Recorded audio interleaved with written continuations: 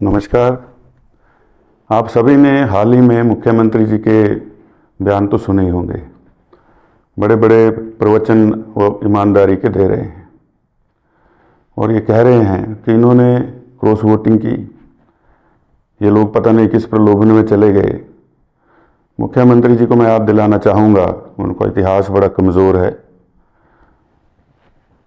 जब इसी देश में राष्ट्रपति का चुनाव हुआ था, एक बार वीवी गिरी उम्मीदवार थे। श्रीमती इंदिरा गांधी जी ने पार्टी लाइन से हटकर उनको वोट दिया था। और आप बार बार कहते हैं कि ये लोग तो बिक गए होंगे, आपको ये ध्यान में रखना चाहिए।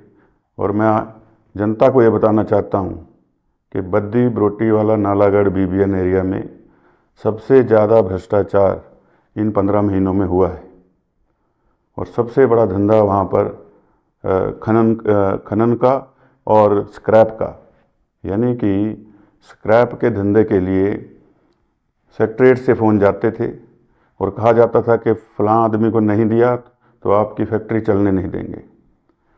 और सरकार के अंदर के लोग जो सीपीएस भी थे, उन लोगों ने वहाँ पर ऐसा माहौल बना दिया कि उद्योग पलायन करने लगे और करोड़ों रुपए का जो है वो स्क्रैप का धंधा वहाँ पर होता है। लेकिन ये असंगठित एक व्यापार है और उसके ऊपर इतना दबाव बना देना कि उसमें जो है वो अपने ही लोगों को संलिप्त कर देना और फैक्ट्री वालों से मनमाने रेट ले लेना और उनको मजबूर कर देना कि वो प्रदेश के बाहर चले जाएं। ये कौन सा जो है वो सरकार चलाने का तरीका है?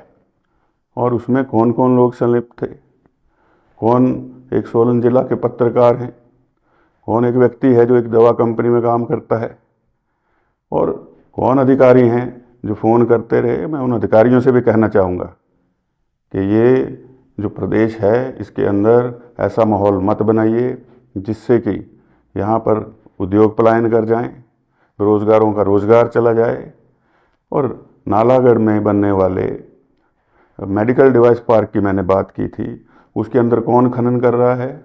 उस भूमि को पूरी तरह से तहस नहस कर दिया है। बड़ी बड़ी वहाँ पर मशीनें लगा करके अवैध खनन जो है वो किया जा रहा है।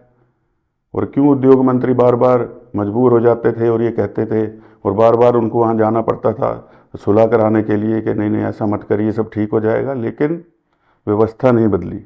ये व्यवस्था परिवर्तन की सरकार है और ये सारे के सारे तथ्य जो हैं हम जनता के सामने रखेंगे।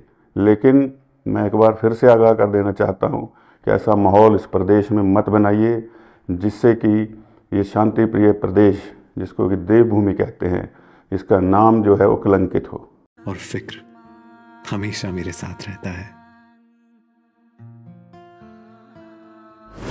भूषण ज्वेलर्स, अनमोल रिश्तों के लिए।